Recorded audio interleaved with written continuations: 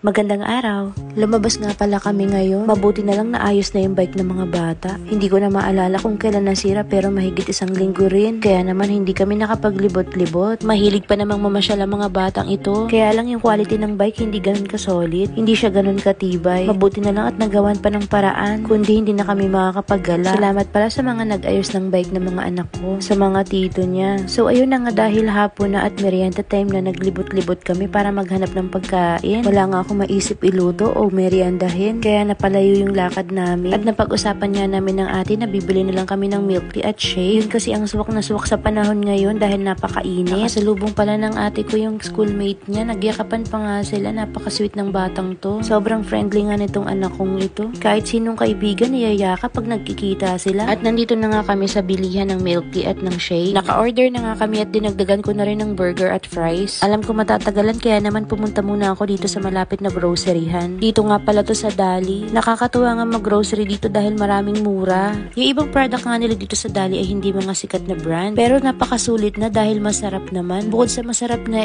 murang-mura pa. Kaya masarap din mag-grocery dito. Hindi nga lang kompleto pero okay na. Dahil makakamura ka naman talaga. Naisip ko nga gumawa ng Grahams kaya bumili na ako dito. At bumili na rin ako ng iba kong kailangan katulad ng biskwit ng mga bata, condense, ibap, margarine, tinapay, at ang paboritong yogurt ng mga anak ko. Bumili nga rin pala ako ng magic sarap at patis. Pagkatapos nga ay nagbayad na ako at alam niyo ba kung magkano ito lahat? Nasa 350 nga lang pala ito. At dahil dyan, salamat Dali. Sa halagang 350 ay marami na rin akong nabili, nakakatuwa naman. Bumalik na nga pala ako doon sa binilihan namin ng milk tea. Pinakuha ko na nga sa ate ang order namin. At habang naglalakad nga kami, chumichibog na rin.